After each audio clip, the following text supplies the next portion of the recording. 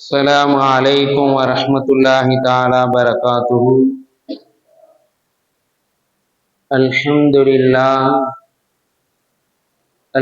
لله رب العالمين، والصلاة والسلام على سيد المرسلين وعلى آله وصحبه أجمعين. أما بعد، فقد قال الله تعالى في القرآن العظيم وفي الفرقان المجيد بعد أعوذ بالله من الشيطان الرجيم. بسم الله الرحمن الرحيم. فتلك الأيام نداولها بين الناس إلى آخر آية. وقال الله تعالى: ولقد نصركم الله ببدر وأنتم أذلة فاتقوا الله لعلكم تشكرون. قال رسول الله صلى الله عليه وسلم: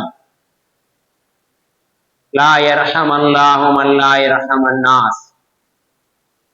وقال عليه الصلاة والسلام: صدق الله العلي العظيم وصدق رسول النبي الكريم ونحن على ذلك من الشاهدين والشاكرين. எல்லாம் அல்ல அல்லாஹுவின் அருளும் மேலான கருணையும் நாம் அனைவர்கள் மீதும் வந்து சேரட்டுமாக. நமது உயிரிலும் மேலான முஹம்மது ரசூலுல்லாஹி ஸல்லல்லாஹு அலைஹி வஸல்லம் அவர்களின் அன்பும் ஷஃபாத்தும் நம் அனைவர்கள் மீது உண்டாகட்டுமாக. நமது மனைவி மக்கள், நமது உற்றார் உறவினர், உலகத்தில் உள்ள முஸ்லிமான முஃமினான ஆண் பெண் அனைவர்களுக்கும் அல்லாஹ் உடல் சுகத்தை நிரந்தரமாக நசீபாக்குவானாக. மருத்துவமனை கஷ்டங்கள், மருத்துவமனை சிரமங்கள், பலாய் முசீபத்துகள், கொடிய தீராத நோய் நொடிகளிலிருந்து அல்லாஹ் நம் அனைவர்களையும் நிரந்தரமாக பாதுகாத்து அருள் புரிவானாக. திடீர் மரணங்கள், வாகன விபத்துக்கள், நிலநடுக்கங்கள், நிலச்சரிவுகள், தீயில் கருகி இறந்து போகுதல், தண்ணீரில் மூழ்கி இறந்து போகுதல் போன்ற தீய மரணங்களிலிருந்தும் அல்லாஹ் நம் அனைவர்களுக்கும் முழுமையான பாதுகாப்பை தந்து அருள் புரிவானாக என்று துவா செய்தவனாக என்னுடைய உரையை ஆரம்பம் செய்கிறேன். கண்ணியத்திற்கும் பெரும் மதிப்பிற்குரிய அல்லாஹ்வின் நல்லடியார்களே, இஸ்லாமிய பெருமக்களை, அல்லாஹு தஆலா மனிதனுடைய வாழ்க்கையை ஏற்ற தாழ்வோடு படைத்திருக்கிறான்.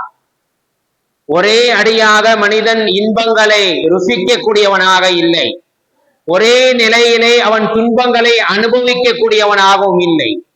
வாழ்க்கையினுடைய யதார்த்தங்களை புரிந்து நடந்து கொள்ள வேண்டும். மனிதனுடைய வாழ்க்கை ஏற்ற தாழ்வோடு படைக்கப்பட்டிருக்கிறது, அமைக்கப்பட்டிருக்கிறது என்று அல்லாஹ் தன்னுடைய திருமறையிலே சொல்லி காட்டுகிறான். வதில்கல் ஐயாமு நுதாவிலுஹா பைனன் நாஸ்.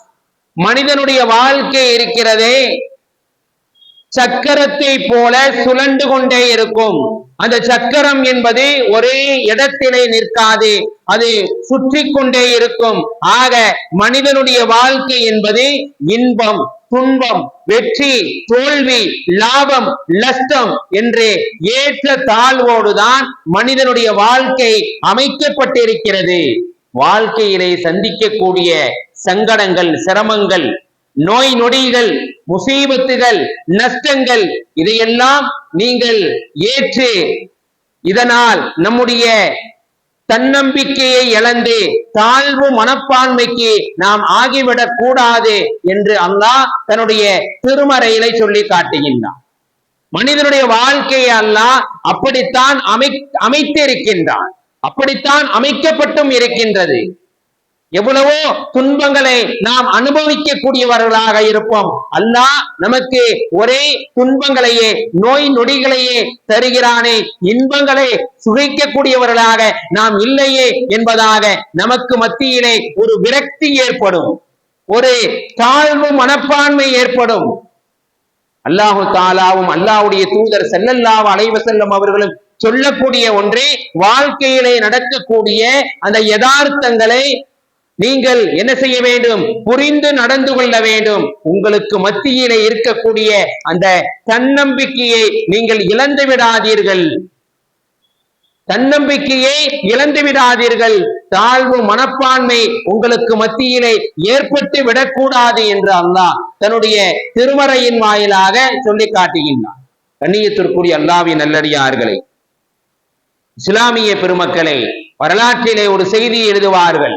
உஹதுடைய போர்க்களம் எவ்வளவு இன்னல்களையும் எவ்வளவு சோதனைகளையும் அந்த உஹதுடைய போர்க்களம் இஸ்லாமியர்களுக்கு கொடுத்தது என்பது நாம் ஹதீஸிலே பார்க்க முடிகின்றது. 70க்கும் மேற்பட்ட சகாபாக்கள் ஷஹீதானார்கள். பெருமானார் ஸல்லல்லாஹு அலைஹி வஸல்லம் அவர்களுடைய பல் ஷஹீதாக்கப்பட்டது. சொல்ல முடியாத சங்கடங்களுக்கு சகாபா பெருமக்களும் பெருமானார் ஸல்லல்லாஹு அலைஹி வஸல்லம் அவர்களும் ஆளாக்கப்பட்டார்கள். ஆரம்பத்திலே அல்லாஹ் வெற்றியை கொடுப்பதை போல கொடுத்து மிகப்பெரிய ஒரு தோல்வியை சகாபா பெருமக்கள் உஹதுடைய போர்க்களத்திலே சந்தித்தார்கள். அவர்களுக்கு மத்தியிலே மிகப்பெரிய ஒரு தாழ்வு மனப்பான்மை ஏற்பட்டது. காபிர்களுடைய கை ஓங்கி விட்டதோ, நமக்கு இந்த போரிலே இவ்வளவு பெரிய ஒரு தோல்வி ஏற்பட்டு விட்டதே, மன சங்கடங்கள். பெருமானார் ஸல்லல்லாஹு அலைஹி வஸல்லம் அவர்களுக்கு பல் ஷஹீதாக்கப்பட்டு விட்டது. எத்தனையோ சகாபாக்கள் காயம் பட்டார்கள், எத்தனையோ சகாபாக்கள் ஷஹீதானார்கள். இந்த போர்க்களத்தில் இருந்து, இந்த வேதனையிலிருந்து எப்படி நாம் மீளப் போகிறோம் என்ற ஒரு மிகப்பெரிய ஒரு கஷ்டத்திலே சோதனையிலே இருக்கின்ற அந்த நேரத்திலே தான் அல்லாஹு தஆலா இந்த வசனத்தை இறக்கினான். வதில்கல் அய்யாமு நுதாவிலுஹா பைனன் நாஸ்.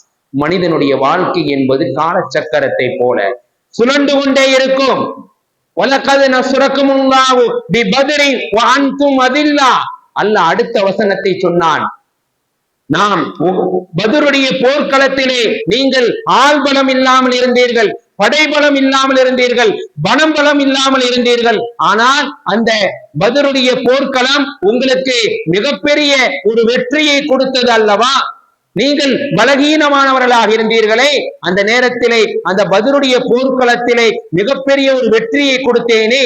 ஆக மனிதனுடைய வாழ்க்கை என்பது ஒரே அடியாக இன்பம் இருக்காது, ஒரே அடியாக வெற்றி எடுக்காது. வெற்றியும் தோல்வியும் லாபமும் நஷ்டமும் மாறி மாறி மனிதனுடைய வாழ்க்கையிலே அமைக்கப்பட்டிருக்கின்றது என்று பெருமானார் ஸல்லல்லாஹு அலைஹி வஸல்லம் அவர்களும் அல்லாஹ்வும் நமக்கு என்ன செய்திருக்கின்றார்கள்? வழிகாட்டி இருக்கின்றார்கள். கண்ணியத்திற்குரிய அல்லாஹ்வின் நல்லடியார்களே, இஸ்லாமிய பெருமக்களே, பெருமானார் ஸல்லல்லாஹு அலைஹி வஸல்லம் அவர்கள் சந்திக்காத கஷ்டங்களா, அவர்கள் அனுபவிக்காத சோதனைகளா? எவ்வளவு சோதனைக்கு ஆளாக்கப்பட்டார்கள். ஆனால் அவர்களுக்கு மத்தியிலே தாழ்வு மனப்பான்மை ஏற்படவில்லை, தன்னம்பிக்கையோடு வாழ்ந்தார்கள். நாயகம் ஸல்லல்லாஹு அலைஹி வஸல்லம் அவர்கள் 2 ஒட்டகத்திலே பயணிக்கக்கூடியவர்களாக இருப்பார். பிரத்யேகமான 2 ஒட்டகங்கள். ஒன்று கஸ்வா என்ற ஒரு ஒட்டகம் இருக்கின்றது, பெருமானார் ஸல்லல்லாஹு அலைஹி வஸல்லம் அவர்கள் பயணித்த ஒட்டகம். இன்னொரு ஒட்டகம் அலூபா என்ற ஒரு ஒட்டகம்.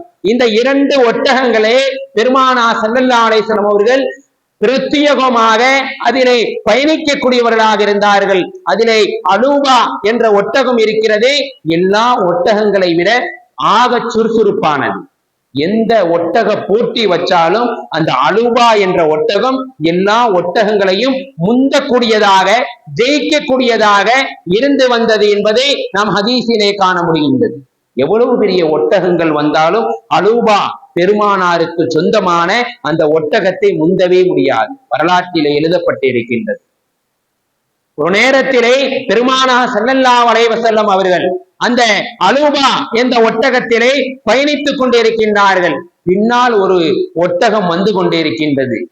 நாயகம் ஸல்லல்லாஹு அலைஹி வஸல்லம் அவர்களுடைய ஒட்டகத்தை பின்னால் வந்த ஒட்டகம் வேகமாக விரைந்து சென்று முந்திவிட்டது. சஹாபாக்களால் அதை தாங்கிக் கொள்ள முடியவில்லை. சஹாபா பெருமக்கள் பெருமானார் ஸல்லல்லாஹு அலைஹி வஸல்லம் அவர்கள் நமக்கு சொன்னார்கள், யா ரசூலல்லாஹ், எந்த காலகட்டத்திலும் இந்த நேரத்திலும் உங்களுடைய ஒட்டகம் அலூபா அந்த ஒட்டகத்தை எந்த ஒட்டகத்தாலும் உந்த முடியாது. ஆனால் இந்த நேரத்திலே, இந்த இடத்திலே இந்த சஹாபியினுடைய ஒட்டகம் இந்த அலூபா என்ற ஒட்டகத்தை முந்திவிட்டது, அது எங்களால் தாங்கிக் கொள்ள முடியவில்லை. வெற்றியே உங்களுக்கு கிடைத்து வந்தது, தோல்விக்கு இடம் இல்லாமல் இருந்தது. ஆனால் இப்பொழுது அந்த அலூபா என்ற ஒட்டகம் தோல்வியை அடைந்து விட்டது, இந்த ஒட்டகம் உங்களை முந்திவிட்டது என்பதாக சஹாபா பெருமக்கள் பெருமானார் ஸல்லல்லாஹு அலைஹி வஸல்லம் அவர்களிடம் சொன்ன பொழுது நாயகம் ஸல்லல்லாஹு அலைஹி வஸல்லம் அவர்கள் அழகான முறையிலே சொன்னார்கள், என்னுடைய அருமை தோழர்களே, அல்லாஹு தஆலா ஒன்றை உயர்த்தி இருக்கின்றான் என்றால் அந்த உயர்த்திய அந்த பொருளை நிச்சயமாக சத்தியமாக கீழே போட்டு விடுவான் என்பதில் எவ்வித சந்தேகமும் இல்லை. அல்லாஹ் அந்த அலூபா என்ற அந்த ஒட்டகத்தை விட இந்த சகாபியினுடைய ஒட்டகம் முந்த வேண்டும் என்பதாக நாடி இருக்கிறான். ஒரு நேரத்திலே அல்லாஹ் ஒன்றை உயர்த்துகிறான் என்றால் அதை நிச்சயமாக கீழே தாழ்த்தியே ஆகுவான் என்பதாக பெருமானா ஸல்லல்லாஹு அலைஹி வஸல்லம் அவர்கள் அங்கே சகாபாக்களுக்கு விளக்கம் தெரிவித்தார்கள். கண்ணியத்திற்குரிய அல்லாஹ்வின் நல்லடியார்கள், நாயகம் ஸல்லல்லாஹு அலைஹி வஸல்லம் அவர்கள் துவண்டு போகவில்லை, விரக்தி ஏற்படவில்லை, தாழ்வு மனப்பான்மை ஏற்படவில்லை. இத்தனை நாட்களாக இத்தனை காலங்களாக நம்முடைய ஒட்டகம் ஜெயித்து வந்தது, ஆனால் இப்பொழுது தோல்வி அடைந்து விட்டது என்பதாக அவர்கள் விரக்தி ஏற்படவில்லை. வாழ்க்கையிலே நடக்கக்கூடிய யதார்த்தங்களை புரிந்து கொள்ள வேண்டும், தனக்கு மத்தியிலே தன்னம்பிக்கையோடு வாழ வேண்டும் என்பதாக நாயகம் ஸல்லல்லாஹு அலைஹி வஸல்லம் அவர்கள் சகாபாக்களுக்கு அறிவுறுத்தினார்கள். பெருமக்களே, இந்தியாவிலே மிகப்பெரிய ஒரு கோடீஸ்வரர் வாழ்ந்து வந்தார். விஜய் சிங்கானி என்று சொல்லக்கூடியவர். ஜவுளித்துறையிலே மிகப்பெரிய ஒரு முத்திரை பதித்த விஜய் சிங்கானி என்பவர் இந்தியாவிலே கொடிகட்டி கோடீஸ்வரர்களில் 1ஆம் நம்பராக வாழ்ந்து வந்தார். எந்த அளவுக்கு என்றால் அம்பானிக்கு எதிராக தொழில் செய்து வந்தார். அவருடைய துறையிலே அவரை வீழ்த்துவதற்கு யாரும் இல்லை. விஜய் சிங்கானி ஜவுளித்துறையிலே மிகப்பெரிய ஒரு நிறுவனம் செய்யக்கூடியவராக உலகத்திலே இந்தியாவிலே வாழ்ந்து வந்தார். அப்பேற்பட்டவருடைய அந்த விஜய் சிங்கானியுடைய இன்றைய நிலைமையை நாம் பார்த்தோம் என்றால், பெருமக்களை, இன்றும் அந்த விஜய் சிங்கானி மும்பையிலே வாழ்ந்து கொண்டிருக்கின்றார். மும்பையை சேர்ந்தவர், இன்றும் அவர் மும்பையிலே வாழ்ந்து கொண்டிருக்கின்றார். எப்படி வாழ்ந்து கொண்டிருக்கின்றார்? அடுக்குமாடி கட்டிடத்திலே, அடுக்குமாடி குடியிருப்பிலே ஒரு வாடகை வீட்டிலே வாழ்ந்து வருகின்றார். கோடீஸ்வரர்களை கொடிகட்டி பறந்தவர், அம்பானிக்கு எதிராக தொழில் செய்தவர், அவருடைய துறையிலே அவரை வீழ்த்துவதற்கு யாரும் இல்லாமல் இருந்த ஒரு நபர் விஜய் சிங்கானி. ஒரு நிலையிலே அவர் என்ன செய்கிறார்?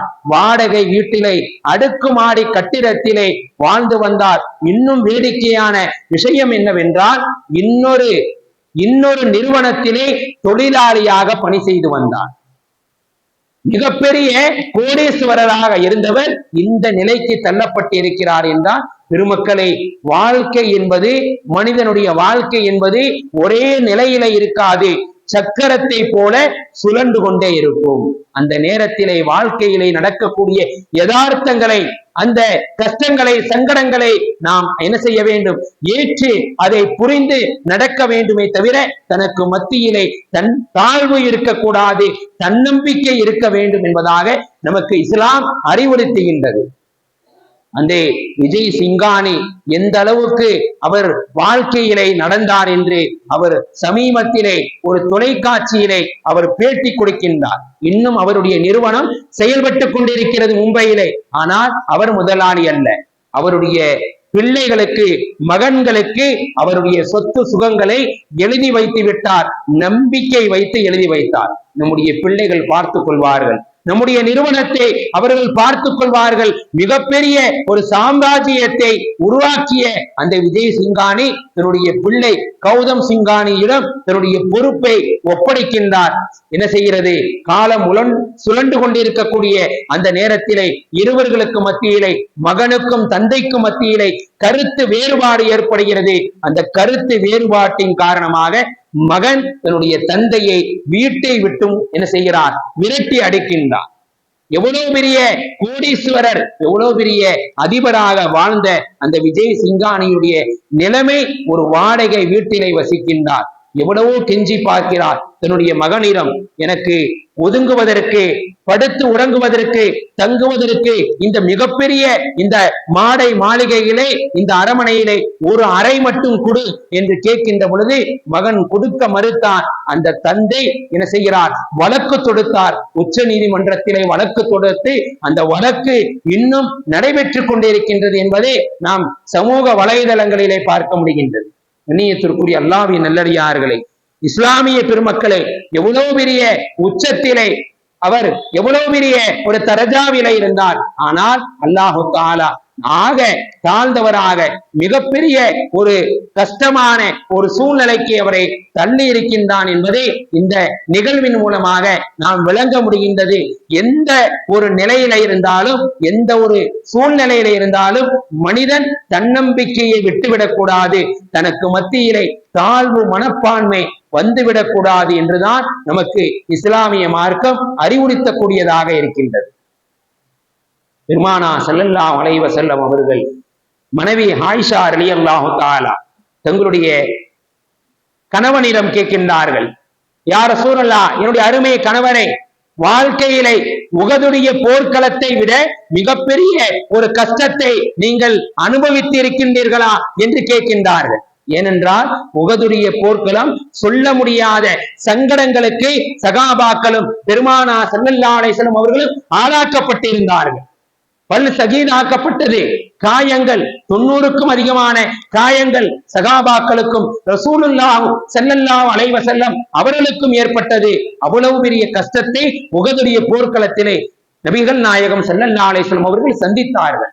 ஆயிஷா நாயகி கேட்கின்றார்கள், உஹதுடைய போர்க்களத்திலே ஏற்பட்ட அந்த கஷ்டத்தை விட வேறொரு கஷ்டத்தை வாழ்க்கையிலே நீங்கள் சந்தித்து இருக்கின்றீர்களா என்று கேட்கின்ற பொழுது பெருமானா ஸல்லல்லாஹு அலைஹி வஸல்லம் அவர்கள், ஆம், நான் உஹதுடைய போர்க்களத்தை விட மிகப்பெரிய ஒரு கஷ்டத்தை சந்தித்திருக்கிறேன். அதுதான் தாயிஃபுடைய பயணம். தாயிஃபுடைய பயணத்திலே மிகப்பெரிய ஒரு கஷ்டத்தை, சோகத்தை நான் சந்தித்திருக்கிறேன் என்பதாக பெருமானா ஸல்லல்லாஹு அலைஹி வஸல்லம் அவர்கள் அங்கே ஆயிஷா ரலியல்லாஹு தஆலா அவர்களுக்கு அந்த தாயிஃபுடைய நகரத்திலே ஏற்பட்ட அந்த நிகழ்வை அங்கே தெளிவுபடுத்துகின்றார்கள். மக்காவிலே நபிகள் நாயகம் ஸல்லல்லாஹு அலைஹி வஸல்லம் அவர்கள் 10 ஆண்டுகள் உழைப்பு செய்து எந்த விதமான பிரயோஜனம் இல்லை. ஒரு பக்கம் பெருமானாருடைய சிறிய தந்தை அபூ தாலிப் வஃபாத் ஆகி விடுகின்றார். இந்த தீனுக்காக, இந்த மார்க்கத்திற்காக உதவியாக ஒத்தாசையாக இருந்த அபூ தாலிப் பெருமானாருடைய சிறிய தந்தை வஃபாத் ஆகி விடுகின்றார்கள். இன்னொரு பக்கம் இந்த மார்க்கத்திற்காக தன்னுடைய சொத்தையும் சுகங்களையும் வாரி கொடுத்த பெருமானாருடைய அன்பு மனைவி கதீஜா ரலியல்லாஹு தஆலா அவர்களும் வஃபாத் ஆகி விடுகின்றார். மிகப்பெரிய ஒரு ஏமாற்றத்தை அடைந்த நாயகம் ஸல்லல்லாஹு அலைஹி வஸல்லம் அவர்கள் இனிமே மக்காவிலே எந்த இறை பணியை செய்ய முடியாது என்ற ஒரு கட்டத்திற்கு வந்த பிறகுதான் தாயிஃபை நோக்கி நாயகம் ஸல்லல்லாஹு அலைஹி வஸல்லம் அவர்கள் ஸைத் இப்னு ஹாரிஸா ரலியல்லாஹு தஆலா தன்னுடைய வளர்ப்பு மகனை அழைத்து கொண்டு தாயிஃபுக்கு செல்கின்றார்கள். தாயிஃபுக்கு சென்று அங்கே மக்களை சந்திக்கின்றார்கள். எல்லாரும் சொல்கின்றார்கள், இந்த தாயிஃபுடைய முழு நிர்வாகமும் மூன்று மனிதர்களுடைய கைவசம் இருக்கிறது. அவர்கள் என்ன சொல்கின்றார்களோ அதைத்தான் மக்கள் கேட்பார்கள் என்பதாக சொன்னவுடன் அந்த 3 தலைவர்களையும் நாயகம் ஸல்லல்லாஹு அலைஹி வஸல்லம் அவர்கள் சந்திக்க செல்கின்றார்கள். இந்த இஸ்லாத்தை பற்றி, இந்த ஈமானை பற்றி அந்த 3 தலைவர்களையும் தனித்தனியாக சந்தித்தார்கள். அதிலே ஒருவர் சொன்னார், நீ அல்லாஹ்வுடைய தூதர் நீதான் என்று உண்மையாக இருந்தால் நான் இப்பொழுதே கௌபாவுக்கு சென்று அந்த கௌபாவுடைய அந்த திரைச்சேலையை நான் கிழித்து விடுவேன் என்பதாக சொன்னார். இன்னொருவர் சொன்னார், நீதான் உன்னையத்தான் அல்லாஹ் நபியாக அனுப்பியிருக்கின்றானா, வேறொரு நபி அல்லாஹ்வுக்கு கிடைக்கவில்லையா என்பதாக பெருமானா ஸல்லல்லாஹு அலைஹி வஸல்லம் அவர்களை அந்த நேரத்திலே அந்த தலைவர்கள் சங்கடப்படுத்தினார்கள், வேதனைப்படுத்தினார்கள். இன்னொரு தலைவர் சொன்னார், நீ அல்லாஹ்வுடைய ரசூல் என்று நீ உண்மையாக இருந்தால் உன்னிடம் பேசுவதற்கு எனக்கு தகுதி இல்லை, நீ என்னிடம் பேசுவதற்கு உனக்கும் தகுதி இல்லை என்பதாக அசிங்கப்படுத்தினார்கள். ஆனால் பெருமானா ஸல்லல்லாஹு அலைஹி வஸல்லம் அவர்கள் தனக்கு மத்தியிலே உள்ள அந்த தன்னம்பிக்கையை விடவில்லை. அவர்களுக்கு மத்தியிலே அந்த தாழ்வு மனப்பான்மை ஏற்படவில்லை.